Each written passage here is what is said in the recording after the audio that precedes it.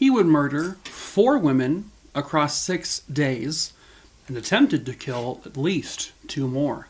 Hello, true crimerers. This is the old-timey case known as the Blackout Killer.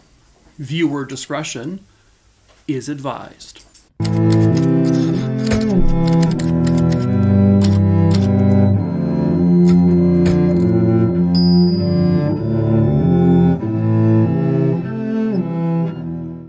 Hop aboard the way back machine, folks, because we're going back all the way to the 40s for this one.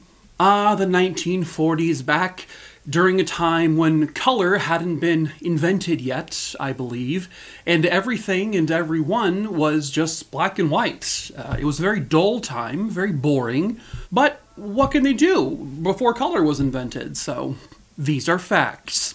Gordon Frederick Cummins. He was born on February 18th, 1914. And just to put that into perspective, that's just 2 years after the Titanic sank. Damn! He was born in North Yorkshire, England. Now, this is kind of an unusual one because typically if I talk about serial killers or just murderers in general, the majority of them have some kind of horrific childhood or something bad happened in their childhood, but in this particular case, that doesn't appear to be true.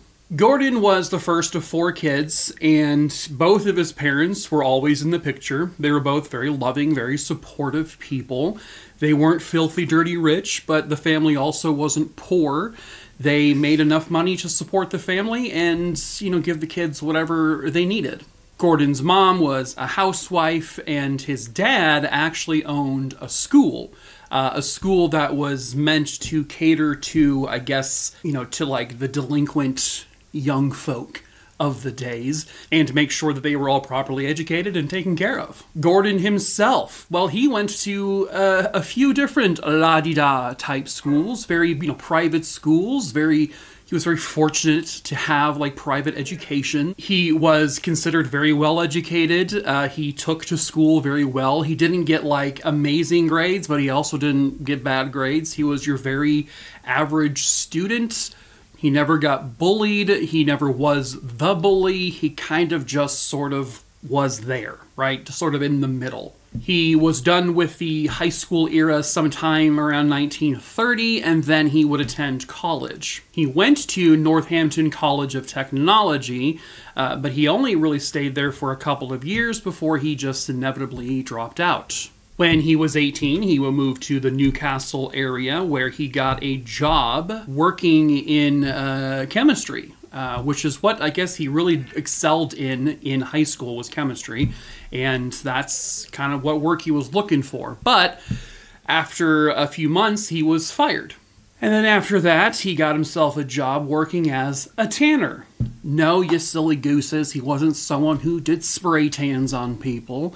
He wasn't putting people in those crazy tubes with all the lights. A tanner, back then, and still is, someone who would take animal hides, animal skins, they would treat the animal skins and turn them into, essentially, leather. He did very well at this. He was good with his hands, he was good with tools, and he excelled, but unfortunately, he just had an issue with showing up to work or staying at work, and so after about a year or so of doing this, he was canned. After this, he would bounce around from job to job, doing odd jobs here and there, never being able to really hold down the fort for very long. And then he, I guess, found new ways to make money. So he was going around to everyone that, I guess, were acquaintances to him in his life. He would go around and pretend that he came from, a noble family. From a super wealthy family. He would make people in his life refer to him as the Honorable Gordon Cummins to make himself look more important and more lavish than he and his family actually were. Like I said, his family wasn't poor. They weren't in bad shape. They just weren't a noble family. In the way he would kind of put on the facade that his royal family, his noble family, was giving him all sorts of money. Well, he acquired money by stealing. He would steal jewelry from people and sell it. He would also embezzle money as well. And he did this for quite some time. By 1935, he joined the Royal Air Force, or the RAF. He enlisted at the Air Crew Reception Center, and he really wanted to, fly. At first, he was really just more there for maintenance. He was, fixing up planes and cleaning and all of that. But eventually, he would work himself up to learn how to fly, and then he would go up the ranks, and eventually he became an actual aircraftman, and he flew planes. He didn't really get along with people so well there at the Royal Air Force because, again, he was continuing on this behavior of like, well, I'm from a royal family, so please address me as such. But really, it just made him super annoying to people, and so everyone just like, ugh, that guy. By 1939, World War II was kicking into gear, going into 1940, 41, that kind of thing. So he was stationed in various places over the course of the beginning of the war, but essentially he kind of eventually would settle his family down because at this point he was now married.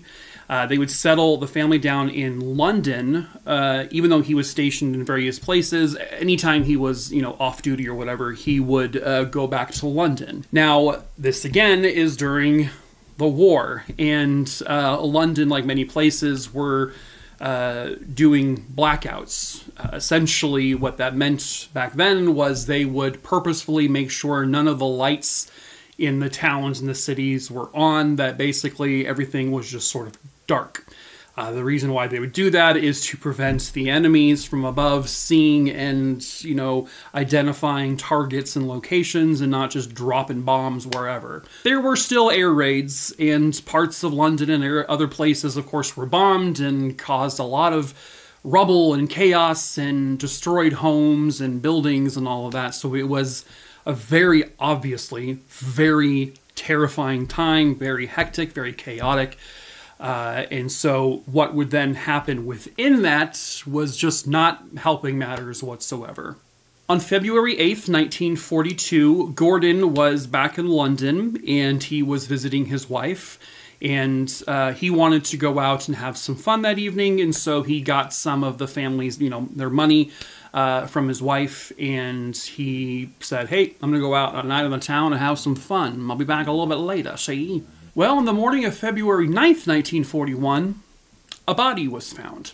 That of 41-year-old Evelyn Hamilton.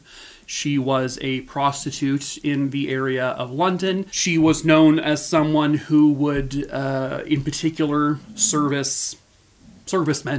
Her body was found, I guess, in a raid shelter in the city, and she was partially clothed. The clothes that were not on her were just sort of thrown to the side. Her scarf was wrapped around her head. Her skirt was pulled up above her, towards her stomach and chest, and her breasts were exposed. And she had basically a nylon or some kind of clothing item wrapped tightly around her throat, and so they determined that she had been strangled to death. Her high heels were broken, and there appeared to be signs of a struggle, and there were indications on her body that she had put up one hell of a fight, and whoever her attacker was, she really probably gave them some serious damage, hopefully.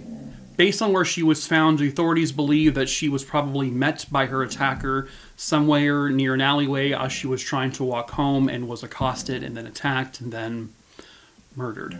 They aren't 100% positive if she was sexually assaulted. This is obviously in the early 40s, so they did not have the forensic tools that we have now, so they didn't collect any kind of DNA evidence, because they didn't know what DNA even was. They did have fingerprint technology back then, but they did not find any fingerprints at her crime scene. Police barely had a moment to even process all of this before another body showed up. At approximately 8:30 in the morning on February 10th, 1942, the body of 34-year-old Evelyn Oatley was found. Evelyn Oatley was also a lady of the night there in the area. She was discovered in her own home on her bed, on her back, the comforter pulled up all the way to her throat. She had been severely beaten, and there appeared to be an attempt to strangle her, and then there was a severe cut to the side of her throat, which they believe was the actual cause of death. The thing that separates this one from the previous murder was that she was mutilated, sexually mutilated. Her private areas were cut, they were slashed.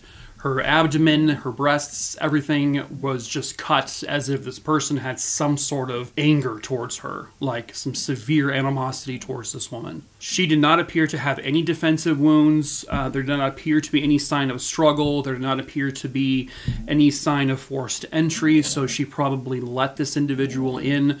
There was, however, stuff thrown about, like her purse was emptied and thrown everywhere, and they believe that some money was stolen from it.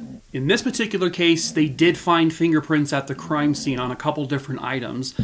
However, because, they didn't have technology then that we have now, they couldn't just plug it into a system and find a match within minutes.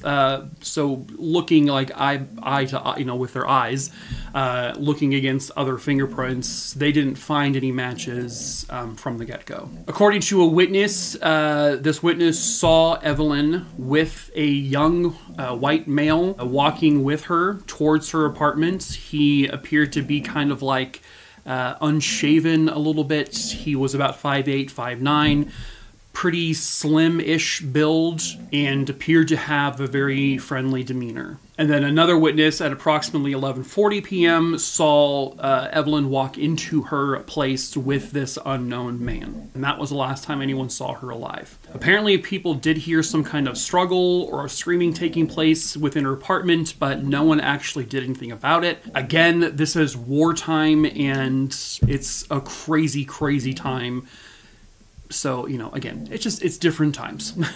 Again, barely had any chance to even start this investigation when another body showed up. February 11th, 1942, 43-year-old Margaret Florence Lowe, also a prostitute in the area, she was also found brutally murdered.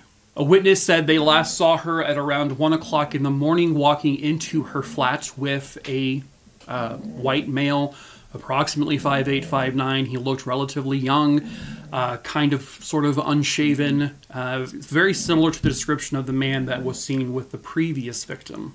But yeah, she was found in her house, on her bed. She was found with her legs kind of bent up at the knee underneath her comforter. She was also beaten very badly, and also appeared that someone tried to strangle her. In this particular case, it appeared the strangulation was what led to her actual death, and she was killed with her own silk stocking. There were also very extensive injuries to her body. The coroner described this person, whoever did it, as a savage sexual maniac, because her body was ravaged. Her private areas, her stomach, her back was just completely sliced, cut, stabbed, like someone was taking out some kind of anger on this poor woman. There is some indication that she may have actually been alive still when the mutilation began, but they weren't 100% positive. Margaret was a mother, and she was doing an honest living for quite some time, but because of the onset of the war, things changed, lives changed, and so she kind of felt she was almost forced into doing prostitution in order to, support her child and support herself. And so, unfortunately, it's what led to her horrific death. Again, no time to breathe. February 12th, 1942. 25-year-old prostitute Catherine Mulcahy. She had taken a young man to her apartment for sexual acts. Apparently, he offered to pay her about £2 for the services, which back then is a lot of money. Basically, she got into the apartment, she lit a fire, and then she started taking off her clothes. He started taking off his clothes, and then he approached her and kind of pushed her down on the bed, where he then jabbed his knee into her abdomen and pinned her down, while he then tried to strangle her. And she had taken off all of her clothes except for her boots at this point. And so what she did was she kind of wrestled and fought back. She managed to lift her leg all the way back, and she kicked him straight in the chest with her boot. And it completely knocked him off the bed and onto the floor. So Catherine was able to then get up and run. She ran to her neighbor across the hall and said, "Oh my God, I need help." And all of a sudden, this man comes out of her apartment, goes to the apartment she ran to, and gives her more money and says, "I am so sorry. I didn't mean any of that. I'm super drunk. I'm out of sorts." And then he just took off. She wasn't buying that. He tried to strangle her. You don't just do that accidentally. And so she called the authorities. Finally, a piece of evidence was left behind by this person. A webbing belt, I guess. And it was specific to the RAF. So this was Royal Air Force members' belts. They also found fingerprints on an object from left behind by this individual. Several hours later on the exact same day, 32-year-old Doris Jonette was last seen alive at 10:20 p.m. that night. She had been out drinking with some friends, and then I guess Doris said that she had arrangements to meet with a client of hers, because she's also a prostitute, and a client that she referred to as the captain. Witnesses saw Doris with this unknown man, again, about a white male, about 5'8", 5'9", looked young, had kind of an unshaven face, with her, and then witnesses saw them go into her apartment. The next day, Doris is found brutally murdered in her apartment. Her body was found on her own bed. She had on just a nightgown that was open, and she had nothing on underneath it. She also had a silk stocking wrapped very tightly around her throat. And she, too, was horrifically mangled. Her private areas, again, just like the other two victims before this, she was just slashed and gashed and cut everywhere. This person focused a lot on her vaginal area and her breasts in terms of the mutilation. They also determined that there was some money stolen from the place, and it was kind of chaotic in there. But it didn't look like a struggle had actually taken place, just that this person was just rummaging through, trying to find things to steal. Doris was kind of similar to some of the other victims, whereas she was working an honest living before the war, and then the war caused her to have to move into this area of work. She also had a family, and it's just, it was just the times, unfortunately. Again, no time to think. February 13th, 1942, another woman is brutally attacked, but she survives as well. A young woman named Margaret Haywood. Margaret was seen having drinks and some food with a young man. People didn't really recognize the man, and apparently the conversation they seemed to be having was very civil, very normal, and then Margaret left the place with him. Margaret was kind of walking with this man, and they're having a conversation until it turned kind of like a little mean-spirited on his behalf, and he basically just accosted her, and then he pushed her down this alleyway, and they were near a raid shelter, and Margaret says that he says, "Hey, let's go in there and we'll have sex." And she goes, I'm not that kind of person. I don't do that." And he then hit her and then strangled her.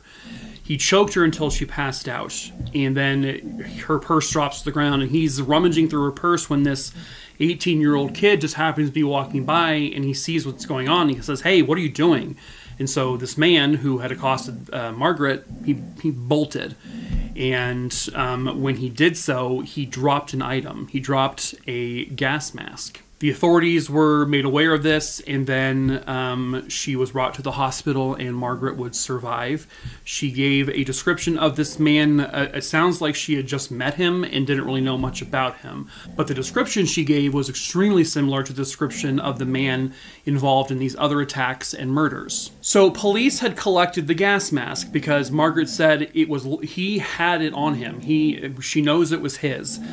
And then they also look at the belt, the RAF belt that was left at the other crime scene where the other victim survived. There are these little service tag numbers on each of these items, and the service tag numbers they're able to identify to a certain unit within the Royal Air Force, I guess, at the time. And they then called, I guess, that unit, spoke to the commanding individual, and that specific number was traced back to one particular individual.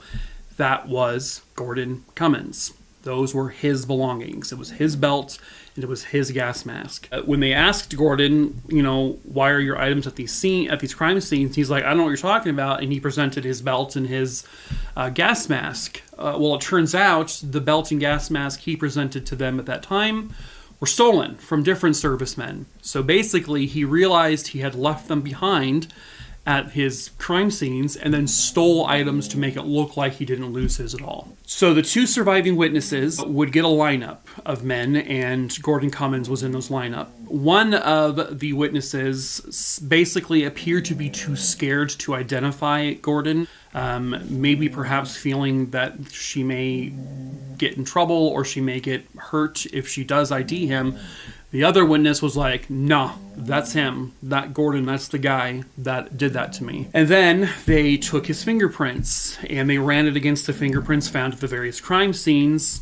Lo and behold, his prints are a match. They then searched, I guess, a little compartment he had in a trunk, and in that compartment were several items.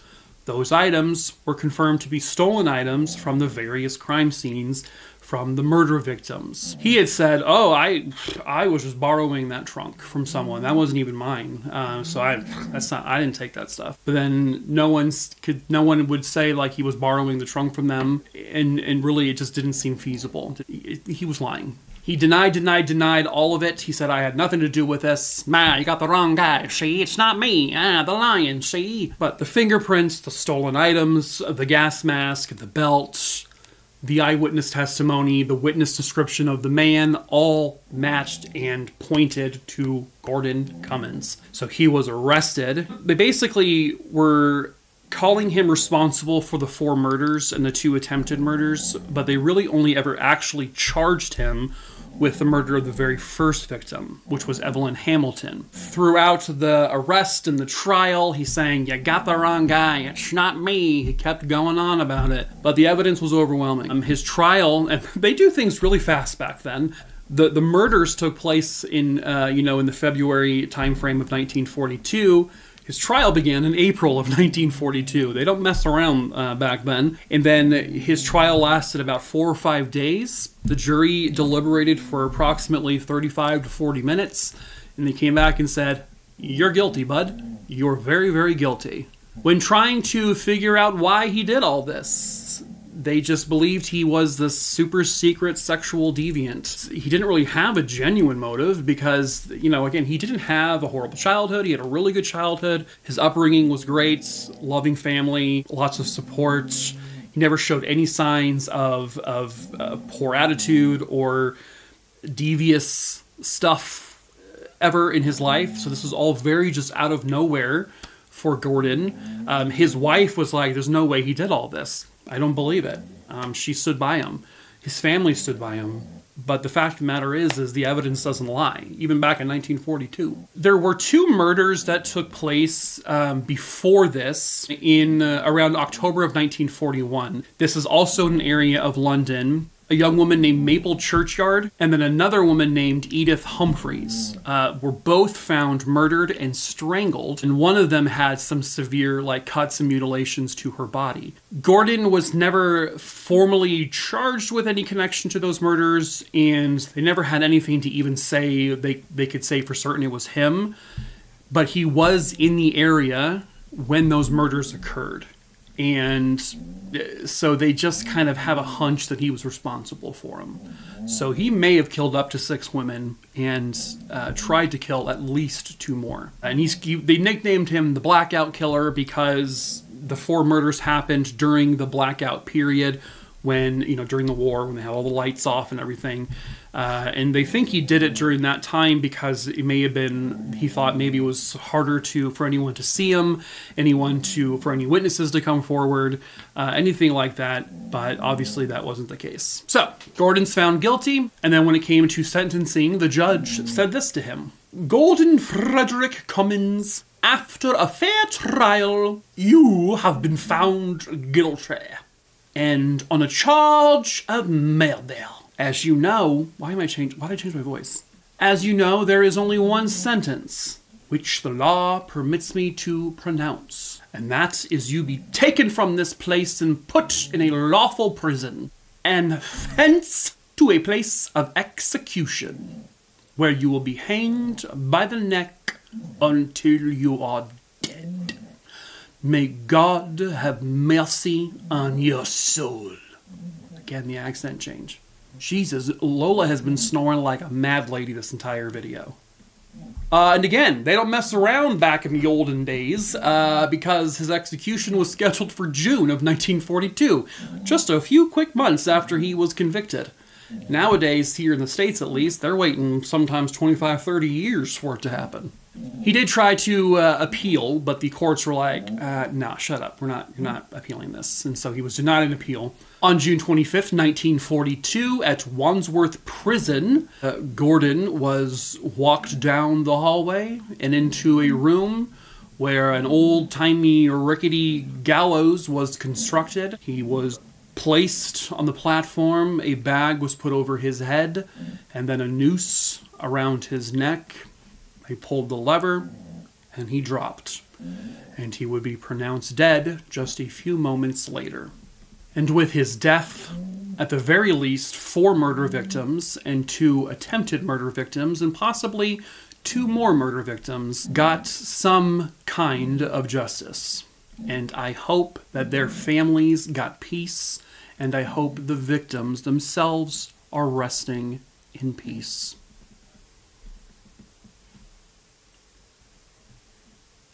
But that is it for this case, True Crime-a-roonies. I hope you found it interesting. As usual, if you have tripped, fallen, and stumbled your way into this video, hello, I'm Mike. How are you? I'm doing good. Thanks for asking. I don't know if you asked. I tell 4 true crime stories a week over here on YouTube. I also tell 1 on Facebook, 1 on Instagram, and then a few throughout the week over on Tickle My Talk. Don't do that. That's gross.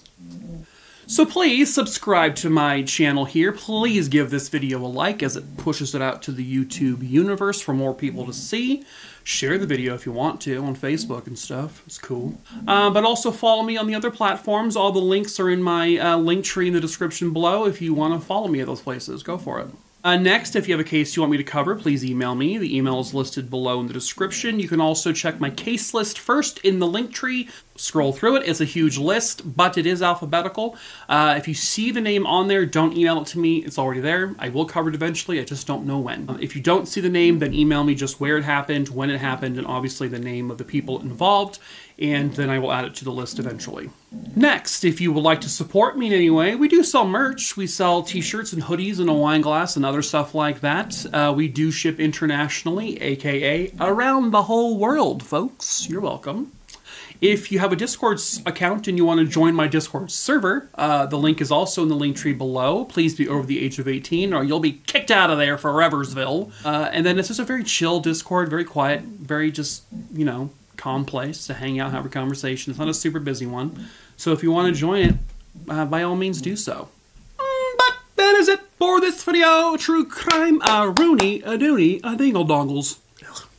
We're going to end today's video with, and I wish I didn't know that, trivia question. Fun fact. Your favorite restaurant looks clean, but germs live on every surface. Which restaurant item has the most germs and bacteria, has more germs than the toilets in the men's room? And they drop a lot of dukes there, like gross dukes. So which item has more? Is it the breadbasket, the check holder, the menu, or the complimentary mints?